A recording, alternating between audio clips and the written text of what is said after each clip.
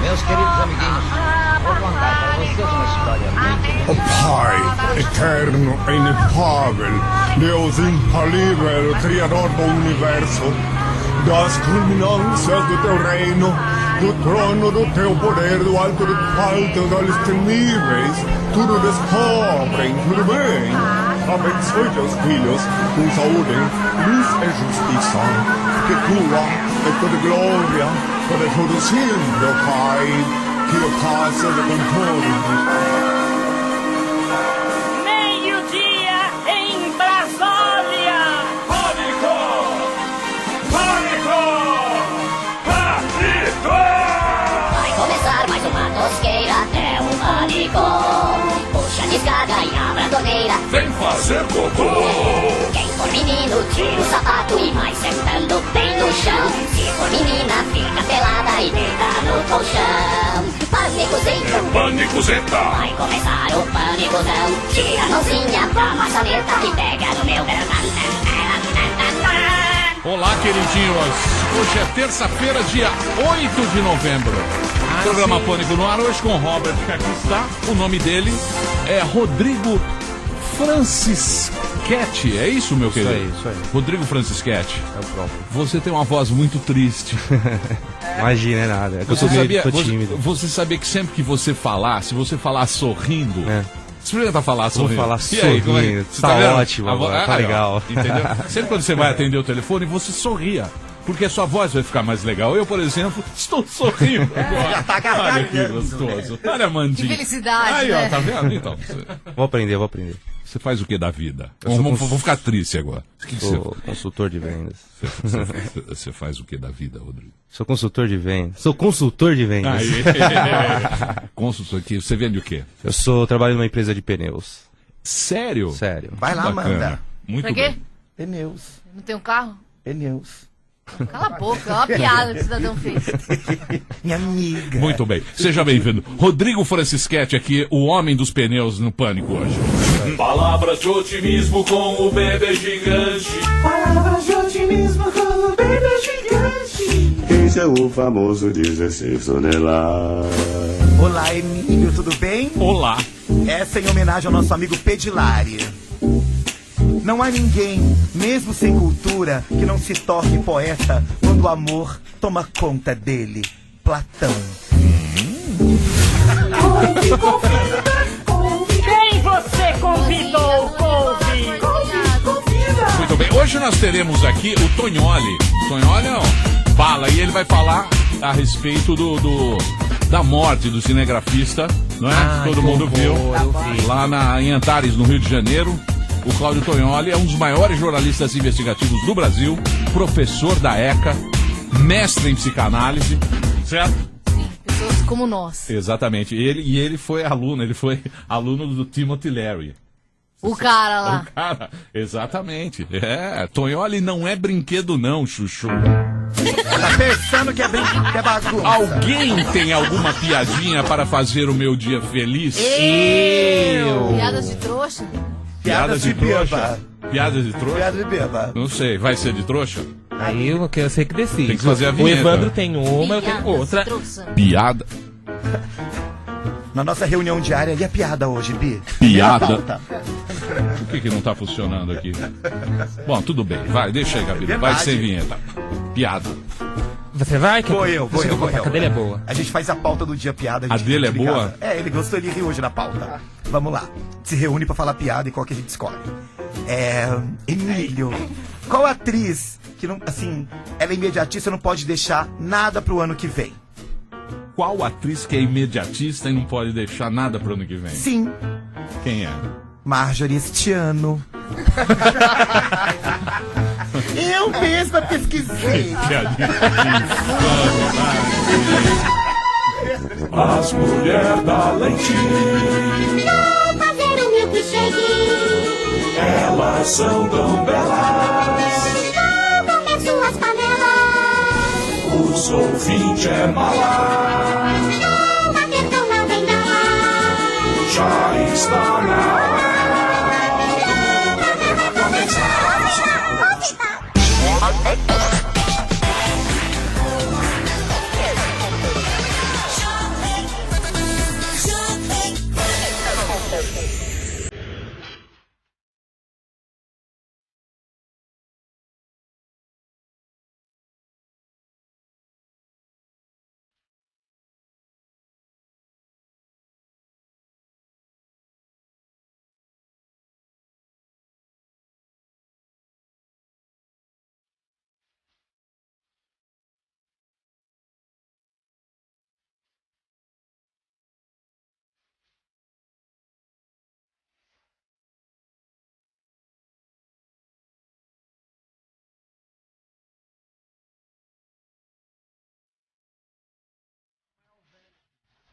Muito bem, programa Pânico ao vivo para todo o Brasil. Estamos de volta aqui. Hoje recebendo essa pessoa fantástica que é... Uma aula hoje, uma palestra. É um jornalista, um escritor. Já não sei nem mais o que você é, velho. Eu já não sei nem mais o que você é. Tá lançando aqui o livro. Não, esse já foi lançado aqui no Pânico. Esse aqui já foi? Ai, não. Entendi.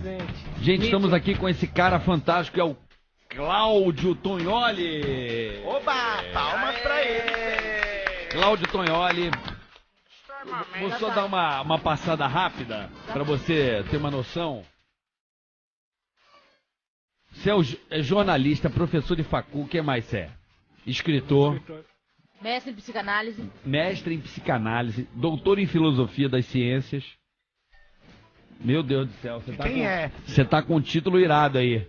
Uma lista, né? Muito bem, o Cláudio tá aqui pra gente falar um pouco sobre essa coisa O assunto da semana. Não, os assuntos, porque na verdade nós estamos passando por uma fase turbulenta, né, de mídia, com denuncismo, com a mídia tomando bala de fuzil.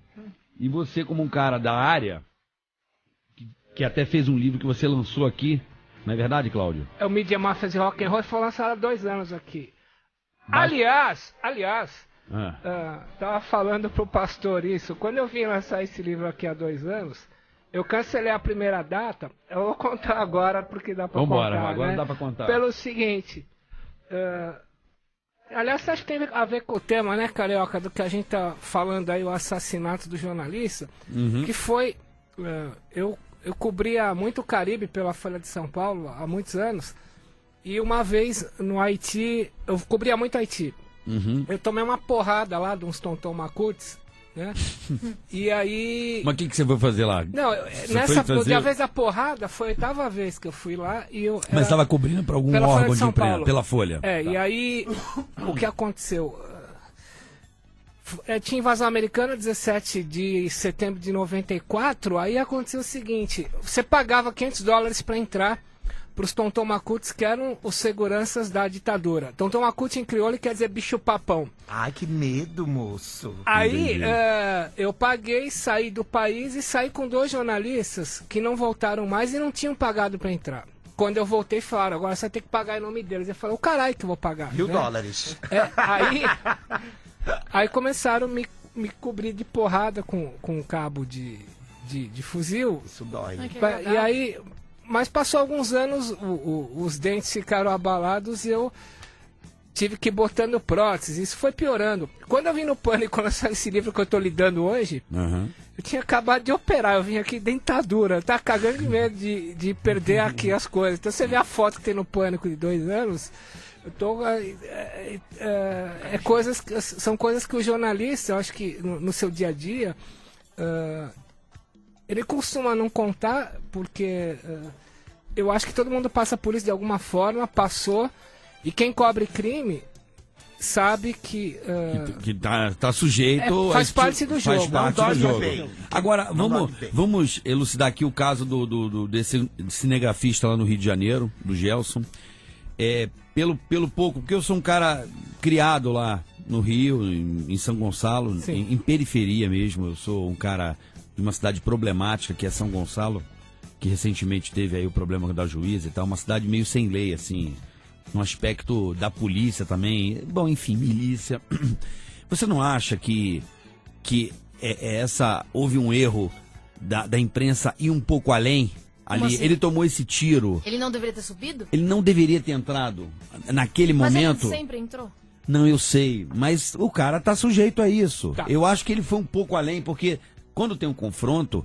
Mas se ele não tivesse morrido, ninguém ia estar nessa discussão. Mas faltou bom senso, com certeza. Não é questão de bom... O cara também, ele não soube pensar. Eu acho que todos aqueles profissionais que estavam ali, eles estavam muito vulneráveis, entendeu? Tudo bem, o BOPE mandou entrar e bibibi, bababá. Mas... Eu trouxe uns números para o ouvinte saber qual a situação. Você está aqui para isso, com propriedade naquilo que você fala. Isso aqui é apenas uma opinião, não sei se eu estou errado, se eu estou certo. Olha, a primeira coisa, assim, o quadro geral, que eu peguei hoje do Comitê de Proteção aos Jornalistas, chama Committee to Protect Journalists. Então, os dados são, no mundo, você teve em 2011 36 jornalistas mortos. Desde 92, que começou a contagem, são 883 jornalistas mortos. E hoje você tem, em 2011, 649 jornalistas exilados de seus países porque estão sob ameaça. O Brasil, morreram no ano de 2011 no Brasil 5 jornalistas, o que nos deixa apenas na América Latina atrás do México. É onde está tem o rolando. cartel Zeta, etc. Exatamente. O Brasil, morreram 19 jornalistas desde 1992. Olha aqui os dados mais bizarros. 72%, que é a tipicidade brasileira, dos mortos estavam cobrindo corrupção. Né? 72% corrupção. Vamos alguns dados. Autores. Isso aqui é engraçado. 56% de quem matou jornalista no Brasil, ou seja, 19 pessoas desde 92, 56% são agentes do governo, funcionário público. Funcionário público. Ligado a governos. 33% são tipo assim, na prefeitura e tal, manda na prefeitura, deputado, entendi, porque vereador. acontece muito em cidade interior, o cara que tem um jornalzinho local. Se sente contrariado. E vai lá e ripa. Coça o coldre. Exatamente. E aí, 33% de quem mata são criminosos de profissão, não criminosos que...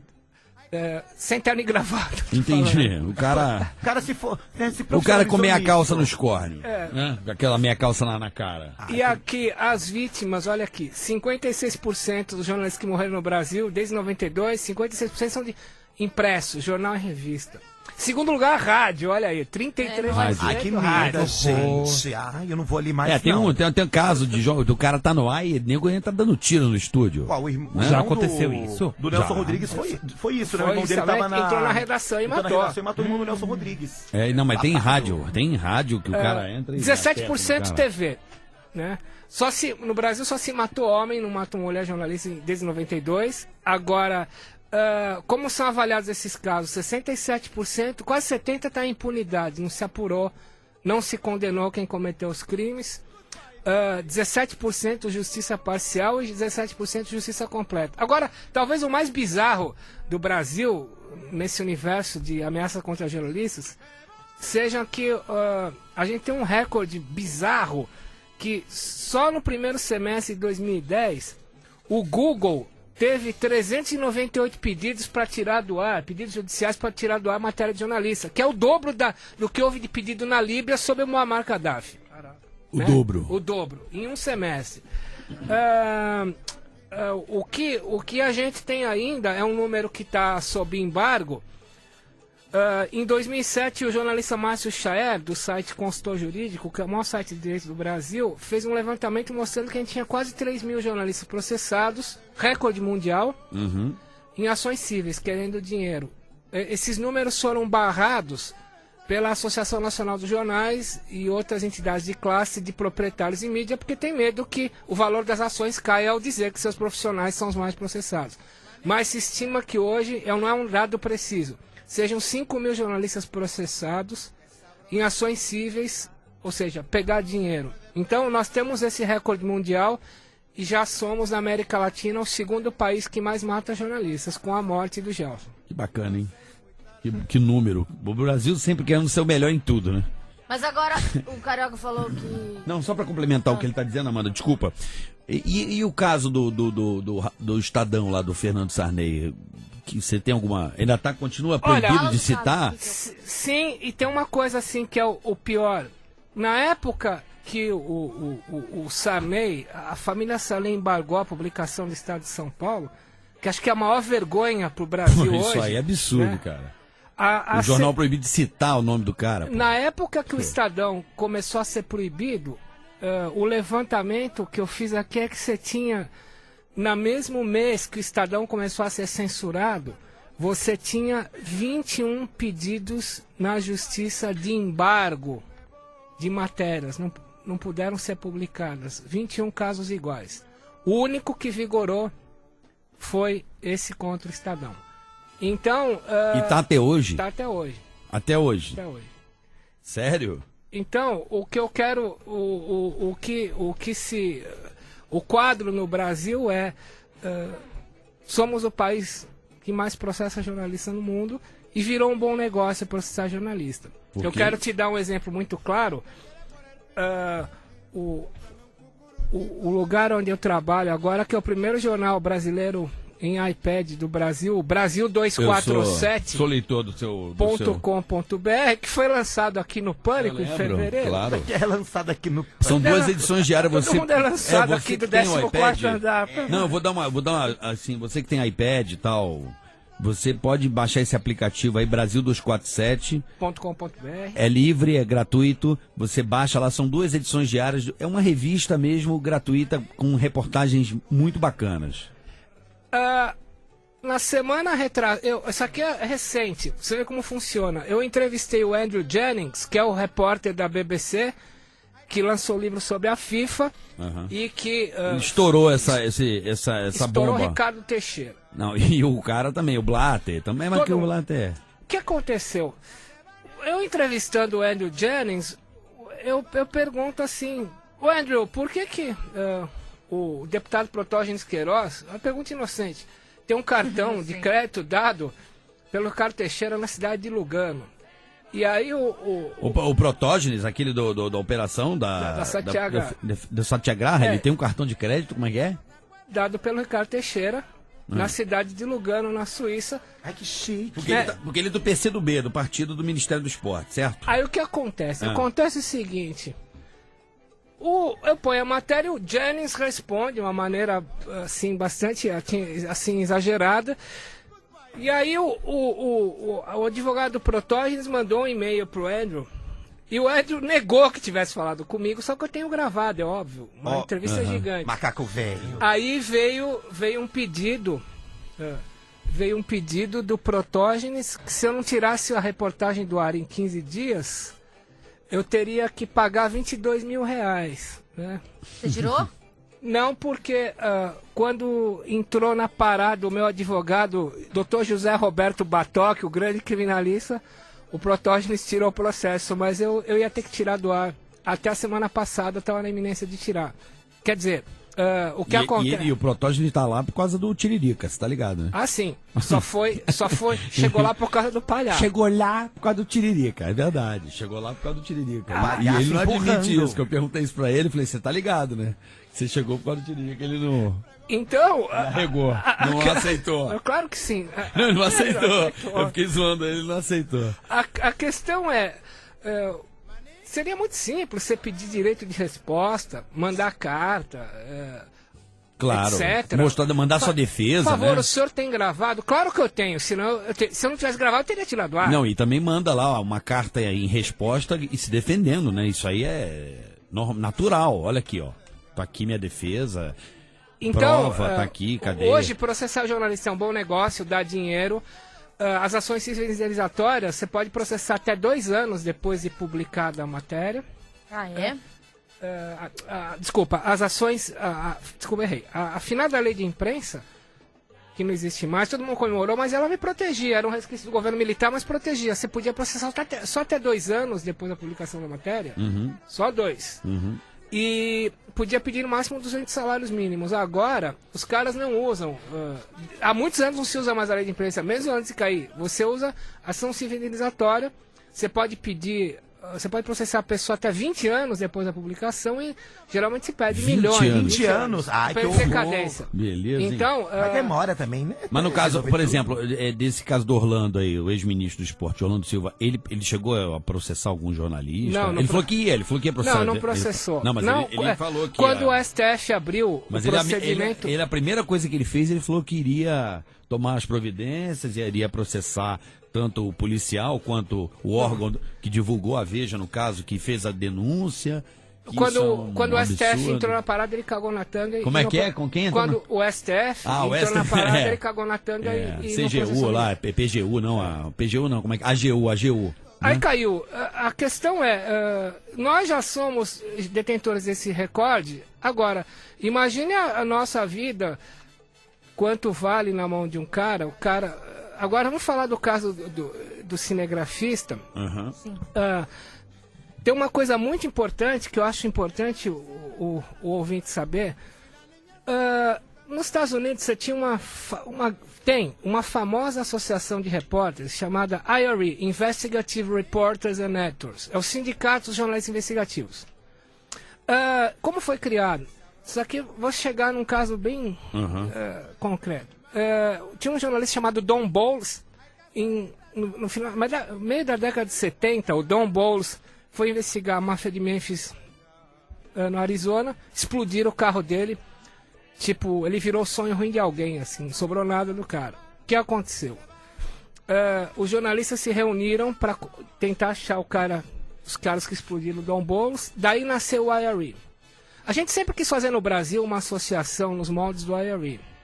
O site é ire.org, IRE. E aí a gente não conseguia. Eis que matam o Tim Lopes. Né?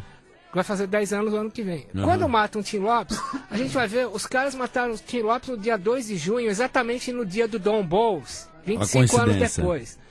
Aí nós nos reunimos, vários jornalistas, e criamos a Abrage, que é a Associação Brasileira de Jornalismo Investigativo.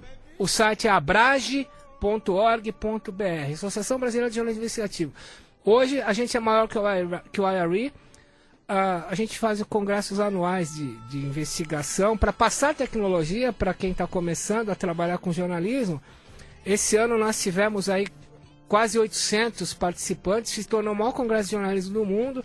E a Abrage, vai fazer 10 anos a Abrage, a gente vem insistindo em dar curso para a proteção do jornalista, seja a proteção judicial, como ele evitar de não ser processado, seja comportamento em campo. Então, por exemplo, há um ano e pouco, a Abrage trouxe, com auxílio de umas ONGs gringas, uma oficial do exército inglês, e essa mulher veio dar aqui no Memorial da América Latina um curso sobre como jornalistas se protegerem numa situação de conflito. Certo. Eu lembro dela falando a primeira coisa, olha, a gente aprende em filme que é legal se esconder atrás de carro. Né? Mas um cara que está com um fuzil semiautomático, claro, primeira coisa que ele vai tirar, primeiro, você pega esse pessoal do Morro Carioca, tem muito jovem, o cara tá com a arma, ele adora atirar no carro porque fica igual a filme, né? Desce o carro, fura o pneu, explode o vidro. Então, primeiro lugar, o pior lugar para se esconder, primeiro é o carro, seja qual o tipo de carro, é o lugar onde eles vão mirar só para ver. Para dar o efeito, né? Para dar o efeitismo da coisa. Carro não segura nenhum tipo de projétil, poste não segura projétil semiautomático, né? O que segura um projétil, eu não sei porque as televisões falam agora projetil, não sei de onde tiraram isso. A bala, vamos falar de bala, né? O que segura mesmo é morro de areia. Então, aqueles. Como é que eles chamam? No exército? Barricada. Se esconde atrás de morro, né? Você tá numa situação dessa, vai atrás de areia que segura o projétil. Primeira coisa. E segunda, a gente tem que saber que. Eu tive no alemão depois da ocupação do exército e tal. Eu fui lá, gravei uma matéria e tal. Realmente o exército é só barricada de areia. Na base do Morro do Cruzeiro ali, no Complexo Alemão, perto do Morro do Adeus, todas as ruas estavam com barricada de areia mesmo, sacos de areia, e o exército estava ali protegido. Que é o que segura a peruca. A questão é, numa situação dessa, o cara já vai atirar indiscriminadamente em tudo que se mexe. Estou falando uma obviedade.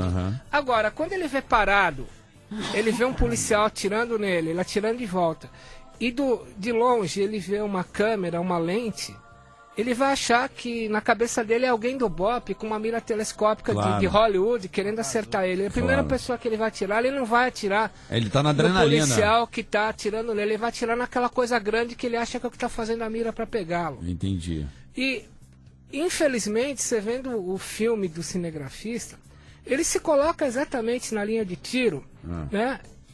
E a pergunta é, por que um jornalista experiente ficou ali? Não me importa responder. Não, então, eu acho assim que pelo que eu vi e tal, eu acompanhei bastante a repercussão desse caso. Eu fiquei ontem em casa vendo os canais e vendo as opiniões. Pelo que me parece, Eles entraram porque parece que tem uma orientação, né? A polícia, o cara não vai entrando assim, ele vai junto com a polícia. Beleza, o BOP, né, que é a polícia de elite do Rio de Janeiro, entrou, falou, tá ocupado, a imprensa pode ir lá cobrir, tá tudo certo. E quando eles chegaram naquele determinado ponto, tinha aqueles caras que estavam encurralados ali. E não tinha meio como recuar mais, entendeu? E os caras começaram a atirar, então eles ficaram numa situação ali de... E agora? Estamos aqui, vamos segurar aqui até ver onde vai dar. E deu no que deu, né? Se você... Vamos pegar... Sabe assim, numa situação de tiroteio? Já aconteceu comigo aqui em São Paulo, ali no Palácio das Águias, eu entrar numa rua, tinha um cara no chão e eu nas costas de um policial, e o cara mandando bala em direção ao carro na rua que eu entrei, pô. E aí, o que você fez? Eu peguei, me abaixei, dei uma ré e junto com mais 3 carros atrás foi uma confusão. Esperteza Mas carioca. ali eu acho que aconteceu mesmo, foi uma fatalidade, entre aspas, né? Porque eles têm, o cara faz isso há muitos anos, ele estava numa situação em que ele estava com o controle da PM ali. E a coisa saiu do controle. É o risco. É o qualquer risco hora que o pode cara sair do tem. controle, você não tem... qualquer hora. É o risco. A questão é, numa situação de confronto, você fica nervoso e perde inclusive as orientações que você recebeu, o treinamento, isso foge.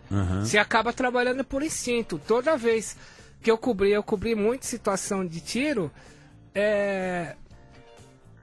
cai o sistema, você tem que fazer você não lembra, você fica com a pupila dilatada, né? Dando cavalo de pau com a boca e reagindo pelos instintos. E às vezes os instintos te levam a errar.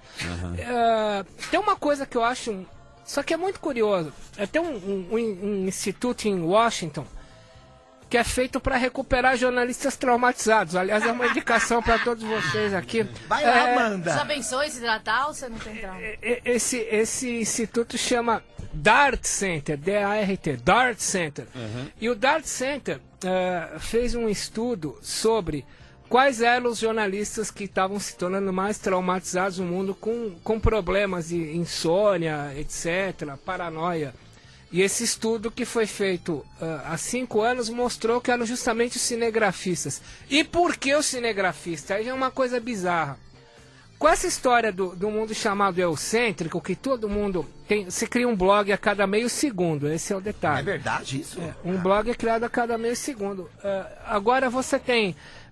cada um montando seu blog, seu site, o cara pega o celular dele, filma um negocinho, Twitter, posa né? de jornalista. Aliás, no Twitter é Cláudio Tognoli, T-O-G-N-O-L-L-I. Vou te encoxar lá, tá? Ô, Cláudio, olha só, a conversa tá boa. Mas deixa ele falar do cinegrafista, Não, por que eles são os mais traumatizados, ele não completou. Então vamos de lá, como é que é a pergunta? Ele começou Por que a falar os cinegrafistas, por que eles são os mais traumatizados? Porque o tiozinho que tá montando o seu site tá filmando e às vezes tem pegado cenas no ar melhor, com melhores angulações do que um cinegrafista profissional, porque ele estava lá. Então está sendo exigido o cinegrafista profissional em todo mundo, ele ir num limite além do que ele sempre foi.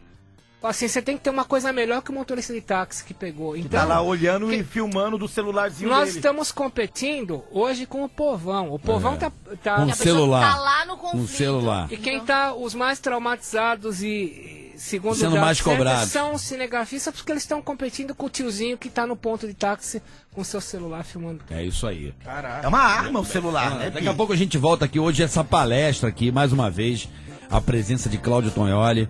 Vamos falar sobre violência, sobre imprensa. Ocupação na USP também é um super. Daqui a pouco tem que bater também jornalista lá. Mas daqui a pouco a gente fala. Daqui a pouco a gente volta com Cláudio Tognoli aqui no Pânico.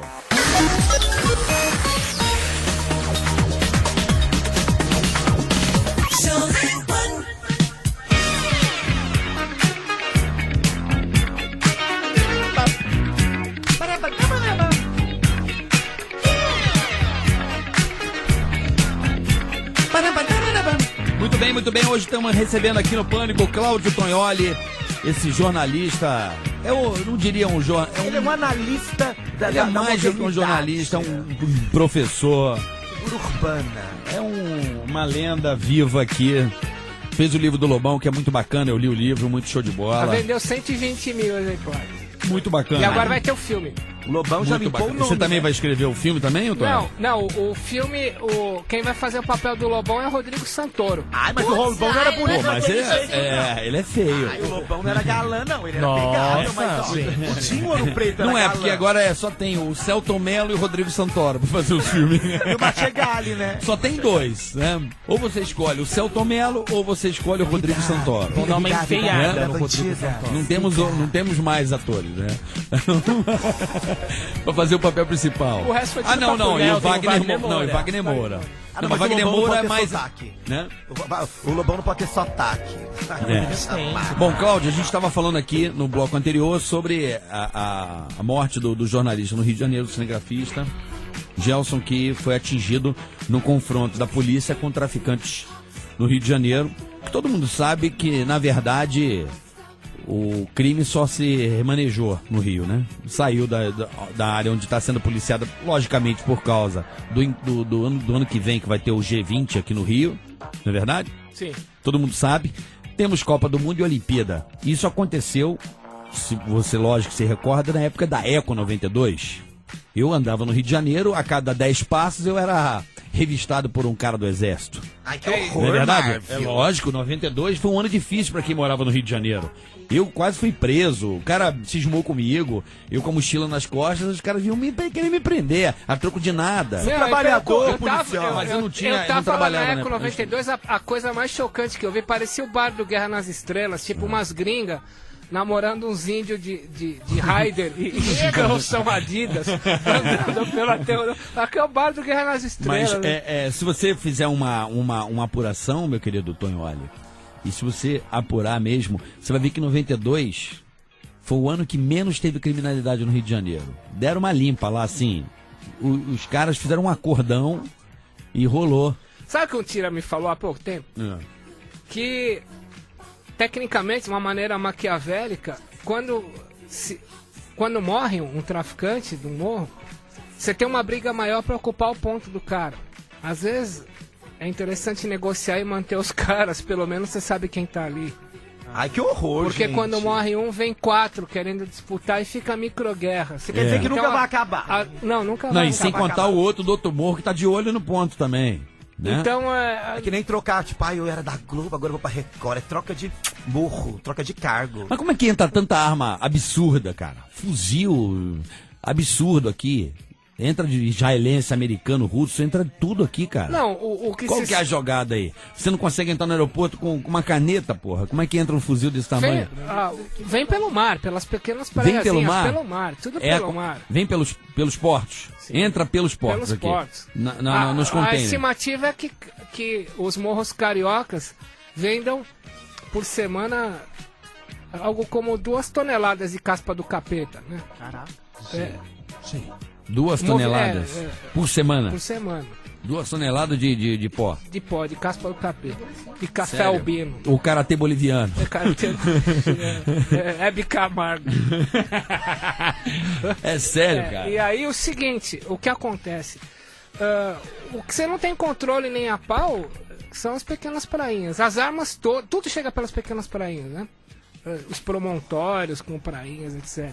Agora, a gente colocar em perspectiva o seguinte, vamos pegar o ano que vem, o que eu estava falando, a Associação Brasileira de Jornalismo Investigativo Abrage faz 10 anos.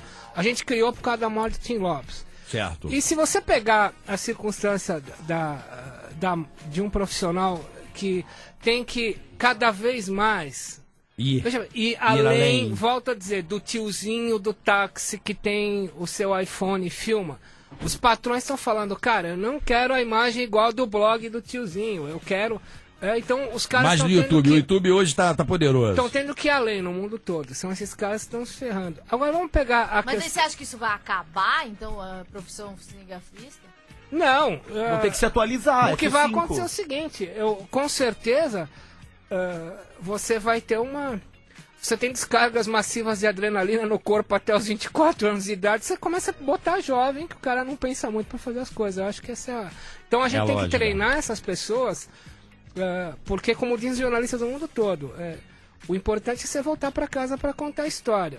Então existem no mundo N associações para treinar os caras a seguir certas normas e não ir em determinados lugares. Nos Estados Unidos, tem um termo que se cria para lugar em que você pode morrer fazendo jornalismo, chama fielding.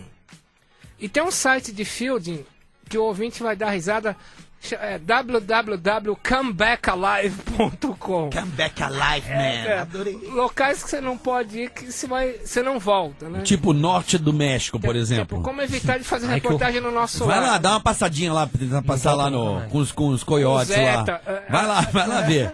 Pô, Então, lembra que mataram... E agora, com a morte do impossível. Gelson, nós estamos só depois do México no índice de jornalistas assassinados na América Latina. Então, veja bem, a questão é, quando os caras vão lembrar do Tim Lopes, o Tim Lopes, quando ele foi fazer aquela reportagem que lhe deu o prêmio ESSO, do Feirão das Drogas... E também ele estava cobrindo sobre menores, não era um lance desse que ele estava cobrindo? A exploração de menores, Feirão das Drogas, etc. O Tim, ele cometeu um erro na época, que foi aparecer no Jornal Nacional ganhando o prêmio ESSO. Um cara, no caso dele, não Ele pode nunca aparecer. Quem é o melhor investigador do Brasil hoje? O Eduardo Faustini, do Fantástico, que faz aquelas mega infiltrações. Faustini não aparece publicamente. Que deve ter até outro nome.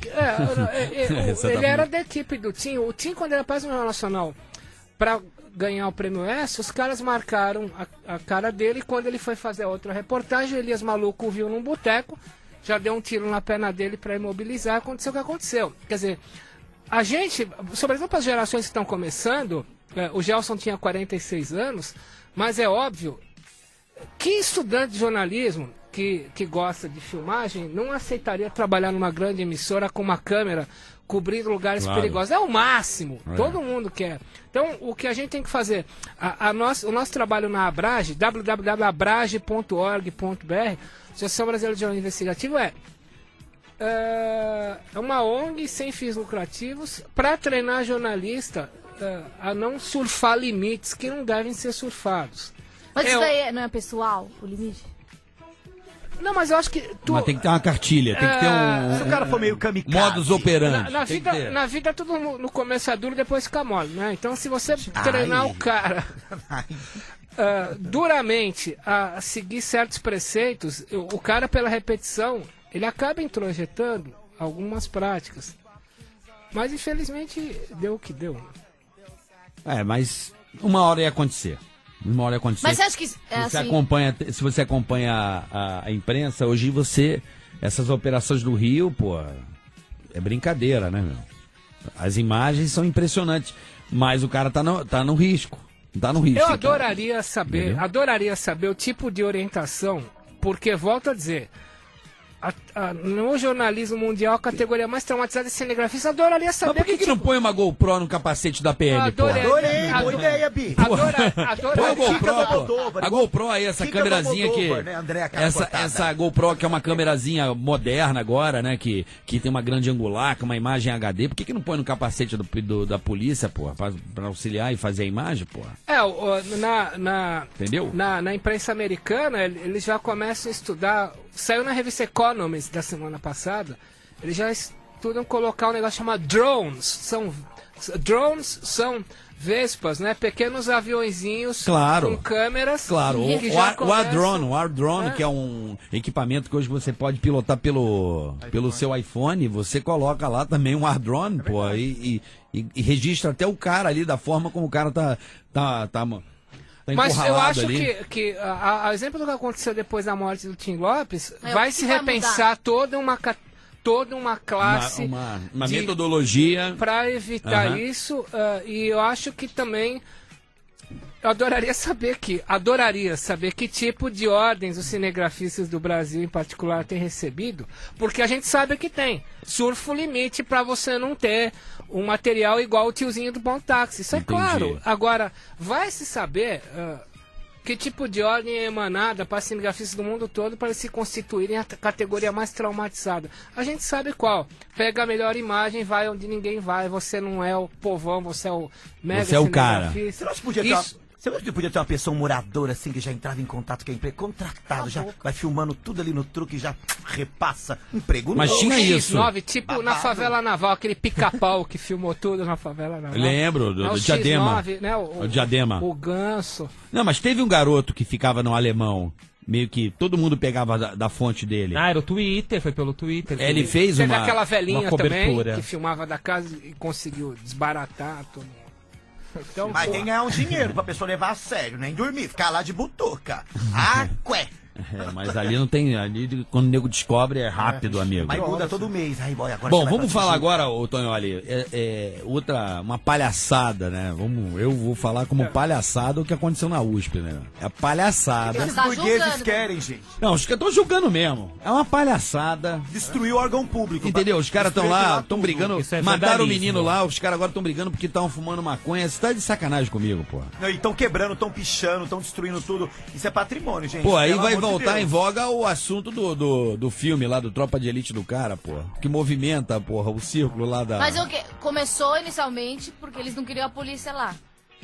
E agora, o Não, que acontece na USP? Porque eu não sei, eles estão protestando o quê? Eles, porque pegaram 3 fumetas lá, entendeu? não, a ideia é tirar a PM do campus. Né? Mas aí Agora, bagunça. agora, o que acontece... Eu sou professor da Escola de Comunicações e Artes da USP. Quem tem razão nessa A história? quantidade de roubos que a gente teve de câmera roubada, e não foi aluno roubando, foi o pessoal que mora Ô, moço, em nas favelas proximidades. adjacentes. Então a Não. PM é necessária. Quem Também. desce ali no ônibus Jaçanã, dentro da USP, que ele circula lá dentro e mora ali pela rua Corinto e tal, você desce do ônibus e é assaltado. Agora, se o cara sabe que fumar maconha é crime, o policial tá cumprindo a obrigação dele, gente. Então, sabe, tipo... Deixa o Tonholi falar. Não Deixa é. o Tonholi falar. Fala, Tonholi, você como cara da USP. Não, eu acho o seguinte, todo mundo se sente inseguro na USP, né? Todo mundo se sente seguro, todo mundo é assaltado na USP, sempre. Eu acho, você tem uma certa benemerência, um bom mocismo com relação, porque a universidade pública é voltada à comunidade, essa é a função dela. Claro. Por ela ser voltada à comunidade, Servir mesmo, todo até servir. mundo vê com uma certa benemerência não invadir comunidades, pleonasticamente falando, ou favelas, ou etc. Mas tem ali no entorno da USP, tem um crime violento encastelado ali. Aham. O que acontece? A PM foi pra lá, sobretudo, por causa disso. Aham. Porque aconteceu, o menino foi assassinado dentro do campus. Por causa desse afluxo, que é a mesma coisa que você tem hoje. É um comparativo muito semelhante ao que você tem na questão do crack, né? Uhum. São Paulo é a única cidade grande, a megalópole, é a única megalópole do mundo cujo centro você não pode visitar à noite, que você é assaltado, o centro velho. Por quê? Porque você Os caras tem... estão querendo comprar crack. Porque pela política pública de não erradicar para hospitais, etc., quem tá. O pedreiro, o fumador de pedra, Uhum. o pedreiro. Os criminosos têm se infiltrado entre os pedreiros, os fumadores de pedra, se fazendo ou de morador de rua, morador de estado de rua, ou de viciado em pedra. E eles têm atacado isso e conseguem se infiltrar dentro daquela benemerência que é não poder. Ah, eles são eleger, doentes, são blá, blá, blá. zumbis e tal. Então, o que Mas tem é bem acontecido isso mesmo. na questão da USP, você tem ótimas pessoas morando nas comunidades pobres no entorno da USP, mas por causa dessa benemerência que a USP faz com as comunidades carentes no entorno, lá estão infiltrados sim, gente de crime organizado, Aham. traficante, etc. Com certeza. Ou seja, o cara se aninha num escudo de proteção porque sabe que a sociedade tem um freio de mão para lidar com aquilo, né? Uhum. Conclusão, aproveita. a PM vai para lá para coibir isso. Agora, é piadinha, mas é verdade. Diz que o que os PMs mais ouviram dos estudantes que quando eles estavam tirando é conjuntivite, seu guarda. Bom, continuamos aqui com o Cláudio Tonholi. Você fica mais um bloco, Tonholi? Mais um bloco, daqui a pouco a gente volta aqui com o Cláudio Tonholi. esse mestre aqui, dando essa palestra aqui. Daqui a pouco a gente volta. Tá gostando, Amanda, do programa? Sim, sim. Pessoal no Twitter tá curtindo? Tô gostando. Galera tá curtindo, botando positivo aí? Estão curtindo, então o pessoal falando que tá muito sério, pô. Não, mas é bom. Vida real. Mas Essa tem- é a vida real. A vida real é carne moída. É ovo, é salsicha, não é filé mignon, não. Daqui a pouco a velho. gente volta aqui com o Cláudio Tonhola aqui no Pânico.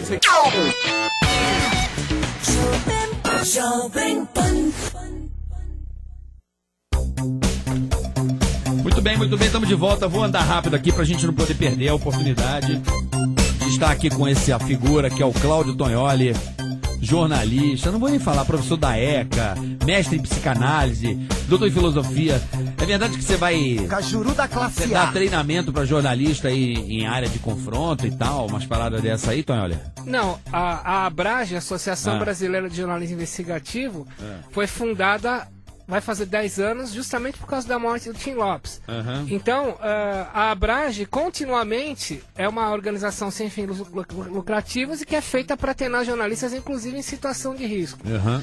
É óbvio que agora, a partir dessa morte, e o Brasil fica em segundo lugar na América Latina em jornalistas assassinados, certeza. nós vamos ter que voltar a carga para patrocinar mais cursos, como nós fizemos, por exemplo, o ano retrasado, em que a gente trouxe para o Brasil um oficial do exército inglês que dava todas as dicas que infelizmente o Gelson não seguiu. Gelson. Aí você vê. Vamos falar do Michael? Michael, vamos. Michael Jackson e o seu médico assassino? Ih, o garoto tá julgando todo mundo. Porra, Ser bandido, médico outro é assassino segundo a lei americana. Concorda? Ele foi Você- condenado. Foi. Ele foi condenado. Você sabe que tem aquela, né, que o menino pergunta pra mãe como é que é Deus. É preto ou é branco? Não é nenhum dos dois, é além disso. É homem ou mulher? Não é nenhum dos dois, é além disso. É velho ou é jovem? Não é nenhum dos dois, é além disso. Já sei, é o Michael Jackson. Então, a questão é... o que eu tenho pra te falar do Michael Jackson? Tenho que... eu furei a segurança do Michael Jackson. Se você que tá me ouvindo achar que é mentira, você vai na página do Globo Repórter, você não vai digitar o meu nome Tognoli, T-O-G-N-O-L-L, você vai digitar Tonholi com N-H, porque eles grafaram errado. Então tá lá a prova do que eu vou te falar. Que foi quando eu furei a segurança do Michael Jackson, quando ele veio pro Brasil. E a história é engraçada porque eu vi o Michael de perto. Né? Então a história que eu tenho pra te contar é Você assim. deu uma de impostor.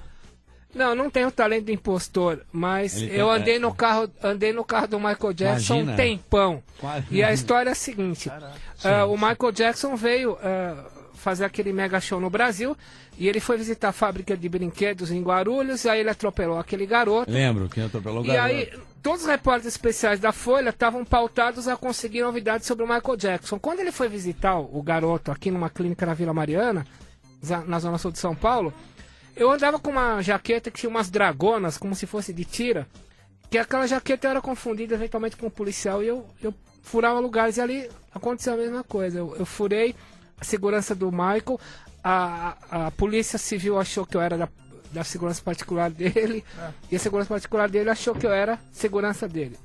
Aí eu entrei no hospital sem querer, eu olho, tá do meu lado o Michael Jackson, e eu entro no quarto com o Michael Jackson pra visitar o garoto, e aí tem um cinegrafista da Globo. A Globo só tinha um cinegrafista infiltrado chamado Francisco Maffezoli. Eu fiz aquele sinal de enfermeira assim, tipo, não conte nada, e ele pegou filmou o Michael, eu quietinho, de repente eu entro na van do Michael Jackson. E venho dentro da van do Michael Jackson até aqui a Paulista com a Consolação, onde tinha aquele finado restaurante Kentucky Fried Chicken. E aí o Michael Jackson ficou com vontade de comer. Falou, give me some wings. Criazinha de galinha. Give me some wings. Aí pararam ali no Kentucky. E aí tocou o rádio do carro, era o segurança que ficou no hospital. Aí o cara falou, what the fuck you are? Aí falou, não menti, sou jornalista. Ele falou, por favor, retire esse daqui. Voa daqui! Te largou na Consolação. Aí eu liguei na Folha e falei, olha, acabei de furar. Não me acreditaram, mas teve que aparecer o Cid Moreira com seu rosto geodésico no Jornal Nacional, falando, exclusivo nosso. Aí estava eu na segura. E aí quando o Globo Repórter fez o ano passado, a Globo tem essa imagem, resgatou, e a pergunta que vocês fizeram, como é que é o Michael Jackson de perto, né? E a impressão que eu tinha, assim, o Michael fazia um esforço sobrenatural para alcançar o chão. Parecia que tinha um cabide nos ombros, um esforço sobre-humano para atingir o céu. Parecia uma entidade em estado de graça. Entidade branca. Ele flutua? É um flutuador. O flutuador. Bom, Moonwalker. aí o que aconteceu? A pele dele era bem impressionante, porque parecia a pele de lagartixa ou de gente que fica na banheira 3 horas, né? Sei. Nojo. Aquela enrugadinha tipo que dá. pedra-pombs, assim. Sei. E chocante. E cada trecho da pele era de um jeito, né? E o rosto também. E o que acontece... Fiz aquele texto descrevendo como é que o Michael de perto, essa história. Agora, o que você ia me perguntar sobre o Michael? Por que eu acho... Se o médico realmente deu a injeção cavalar no cara e matou, porque, pelo que a gente imagina, o Michael Jackson era um cara muito mimado, né, meu irmão? Ele tinha tudo que ele queria a hora que ele queria. O que você falou lá do franguinho, ele quer o franguinho. Nuggets. Give me some wings. Montanha-russa. Então, eu acho que todo mundo que trabalhava em volta do Michael Jackson Era não babá. dizia não pra ele. Só as crianças que processaram ele disseram, não, aí não. Não, por favor. Chega de polêmica. Chega de polêmica. Mas o Michael, ele tinha... Você percebe no vídeo dele, o This Is It lá, que o diretor puxa um pate a saco dele, que ele é um cara extremamente mimado. E ele pagava caro pelo sim dele, né? 150 mil doletas pro Conrad Murray, é dinheiro bagarai, né? É muito dinheiro pro médico americano. E a questão é... Eu tenho amigos que têm problema renal, precisam de transplante, estão na fila. Os caras tomam sob acompanhamento o medicamento do Michael Jackson e quando toma, o cara não pode sair do hospital. Tem que ficar acompanhamento total. Eu não sou médico, mas óbvio, o relato dos amigos é tanta inconstância desses remédios que o Conrad Murray ministrava que o cara pode ter alterações na respiração, pode falir a respiração do cara. Então, a questão é... Ele não poderia jamais ministrar um remédio desse na casa do cara. Essa é a grande... Não poderia ter saído. Agora, do hospital o remédio, né? O medicamento. Não, ele não podia ficar sozinho. Não podia tomar o remédio. Aquele remédio só se dá em UTI e tal. É um remédio que é ministrado somente dentro... acompanhamento. Não, dentro do hospital, dentro de uma UTI. Eu tava vendo uma entrevista da Courtney Love. Gente boníssima, de família. E ela falou no Estadão assim, pô, você acha que a gente, artistas como eu, tomam esse tipo de droga porque nós queremos? Nós somos pessoas de alma escura, né? Por ela. Aí a questão é... O Michael Jackson não era uma pessoa que admitia publicamente, como esses drogados profissionais, como a Courtney Love, são dependentes químicos. Era tudo muito oculto. O Michael Jackson era uma luta para manter ocultas as preferências dele, uma coisa estranha. Sempre um lado oculto querendo vazar o tempo todo, seja da sexualidade, das drogas. Era uma repressão poderosa ali, né? Sem tamanho.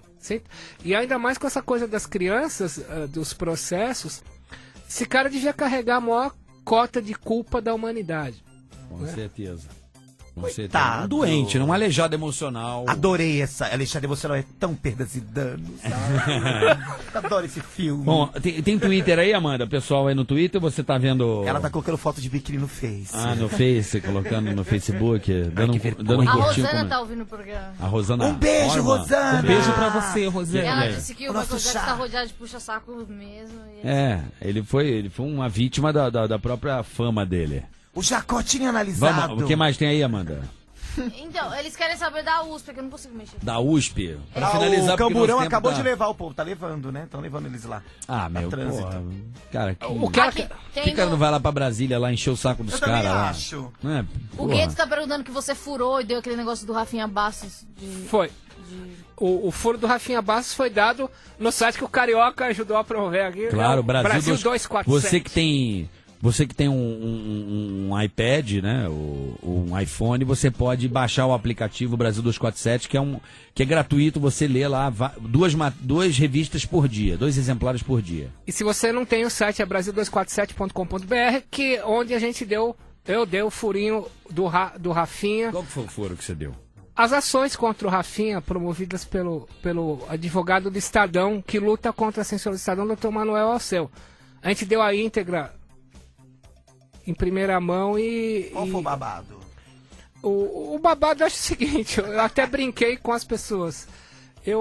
Longe de eu querer censurar o humor, acho que toda ditadura começa com a censura ao humor.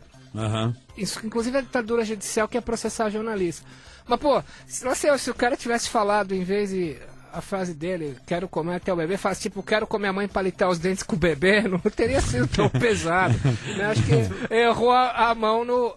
mas eu tenho muito medo quando começam ações judiciais contra humoristas, porque eu acho que o humorista é justamente a pessoa que consegue condensar toda a sabedoria da humanidade numa frase. O cara condensa, você se mata de rir, porque você fala, porra, é isso. Né?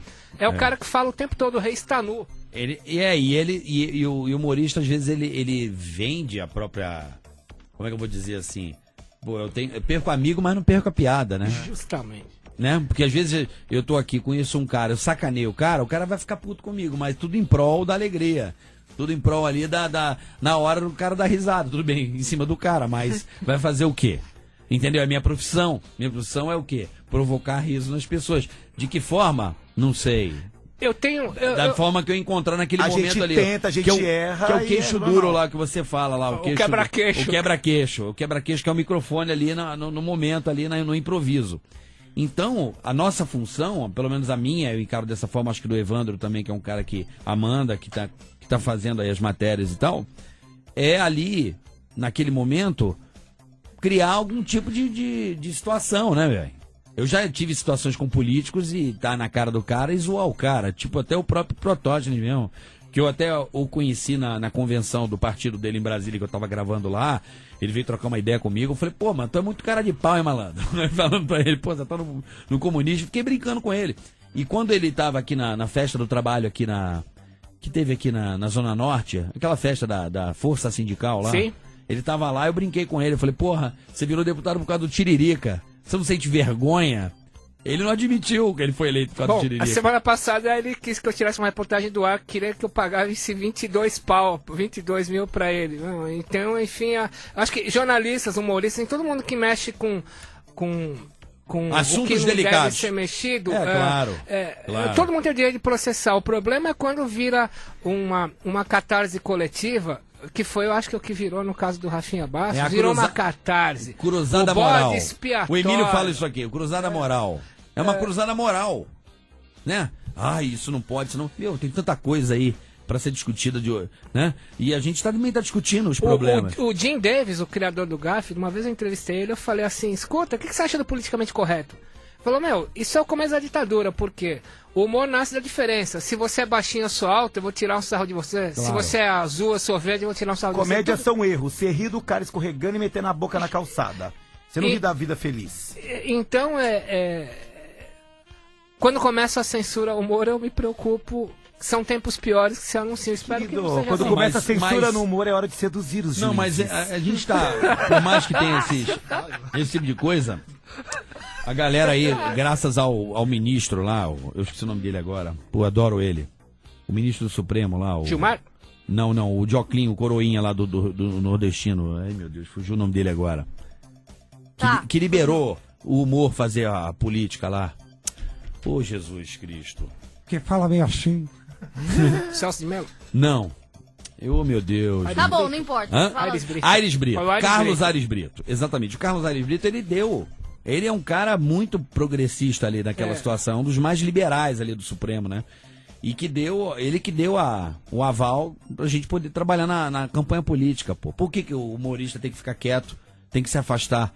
Pô, a política, o humor com política é o denuncismo, é o que você fala, o humor brinca, sacaneia os caras e não pode falar. Por que não pode falar na campanha? Por que 3 meses antes começou a propaganda eleitoral, a gente não pode mais tocar no assunto? Por quê?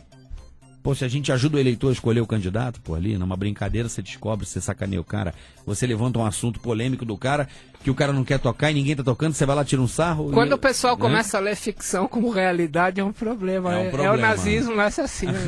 Você não pode ler Bom, Stephen vamos King agradecer, o como papo foi caros maneiro, amigos. obrigado, Cláudio Eu Tonholi. que agradeço. Tô aqui com o teu livro que você já lançou aqui, ó. Vamos, tá vendendo ainda na... Tá, mídia, máfias e rock and roll. Mídias... Mas eu não tô falando mídia- de venda, tem pra baixar de graça. Não, entra no...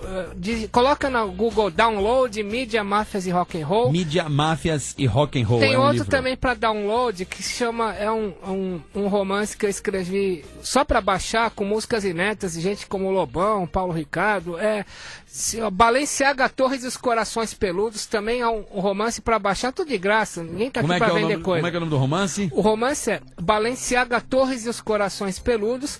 É um livro, é um romance policial com histórias mascaradas, né? 30 anos de jornalismo que eu coloco ali com nomes trocados. E você baixa músicas inéditas de gente bem interessante, 200 fotos do João Weiner. E o Mídia, Máfias e Rock and Roll, apesar de eu ter trazido para vocês, ele também está disponível de graça, é um ensaio sobre mídia. E quem trabalha com cultura, como é o meu caso, não está preocupado em obter lucro vendendo livro. A gente quer botar para free download e compartilhar, que eu acho que é a devolução cultural. Muito bem. Grande professor, obrigado, Você Tonholi. obrigado a vocês. Mais uma vez, maravilhosa entrevista aqui. Espero que você volte o mais rápido possível quando tiver um assunto aí pertinente, bombando na mídia. Obrigado. Contar com a sua assistência aqui, a sua colaboração, tá certo? E baixa o aplicativo, hein? Babado, né? Brasil 247. Eu recomendo. Obrigado. Eu recomendo que é muito bacana. Você não precisa gastar. Não. Lê o 247, tá lá. Tudo aqui é tudo de graça. Livros, Não, mas tem um site, patrocínio. Tem uns patrocínios que apoiam. que né? apoiam a gente Tem uns poder liberar o anúncios. Badaró É isso gratuitamente. aí. É isso aí. Vamos lá, Cláudio Tonholi, obrigado. Obrigado a você. Daqui a pouco a gente volta aqui no Pânico. Esse programa é um lixo. Pânico, Jovem Pan. Muito bem. Vambora, Gabiru. Aí, garoto. Muito bem, estamos de volta no programa Pânico. Pra dizer adeus aqui, a presença aqui de Mr. Sam aqui, ó. O homem que fez a Gretchen cantar. Não fiz nada. Nada. Cantar. Aí dizendo, centro, na jeans, taca. Arocho, balançamento direita. Boa, Mr. Sam. E agora tô com a Lady Lu. Logo mais vou trazer ela aqui. Lady Lu. A Lady Lu é a única Ah. torcedora mulher da Portuguesa de Esporte. Aí, tá Se vendo? ela ganhar hoje, a gente vai trazer ela aí. Muito bem, muito bem. E eu tô com o Cadico, DJ Cadico. Cadico. Ex-funcionário aqui da PAN. Boa, Cadico. Beleza? Ó, parece outro dia, qualquer dia desse aí. Você veio ver o Emílio, mas o Emílio não tá aqui hoje. Ah, eu vi. O Emílio teve um problema intestinal. Tive um probleminha depois para doar o morto. Por isso que eu não cantei, não trabalhei no Pânico. Então Ah, é? queria explicar para ele, mas... Muito bem. Ó, hoje é terça-feira. Valeu. Ah, uma merda. Agora tá tudo certo. Isso é que importa. Ed Aranha. Tudo bem? E aí, Ed Aranha? Bem, graças a Deus. Ed Aranha, esse talento da poesia brasileira? Né, Amanda? Como é que é a locução aí? Gostosa, hein? Alfa FM? Música bonita aí de Ed Aranha. Pra você. Romantismo, toda a bossa nova. O homem que ameaça. Rádio Bossa pra você. Ed Aranha. O homem que ameaça o reinado de cena. Ed Aranha. Eu estourei o tempo aqui. Porque o papo hoje foi bom. Tivemos um gênio aqui hoje. Foi o Cláudio Tonholi, um amigo, um grande jornalista. E qual que era o assunto? Que era da poesia? Que você tinha escolhido? É. Tampinha de garrafa pet. Então, já tá pronto. eu sei, mas vamos deixar pra semana que vem, sem problema? Sem problema. Tá, Mas eu posso só mandar uma... Tá, rapidinho. Deixa eu falar uma coisa. Bruno Vicari, não sei se você conhece. Você, por favor, sai da internet 4 horas da manhã, que eu já vi que você fica lá adicionando gente 4 horas da manhã, de Aranha. Não, mas você também tava na internet. Esse horário. Mas, pô, cara, mas não posto nada 4 horas da manhã. Pô. Eu? Não, quando perco o sono, aí me dá vontade de ligar no notebook. Eu estourei o tempo, eu tenho que. Tem um banana Tem aí, notebook tem a programação da Jovem Pan. Um abraço para o Bruno Vicari, que é o jornalista esportivo daqui da Jovem Pan, que estreou na segunda-feira. Ah, legal. Ô, Bruno. Gente, então valeu, até amanhã. Pânico ao vivo pra todo o Brasil. Tchau, gente. Tchau, Amanda. Tchau, tchau, tchau. Tchau, gente. Tchau, do Xuxa. Até amanhã, daqui a pouco, meio-dia, horário de Brasília. Pânico. Agora, fique com a programação da Jovem Pan. Beijo.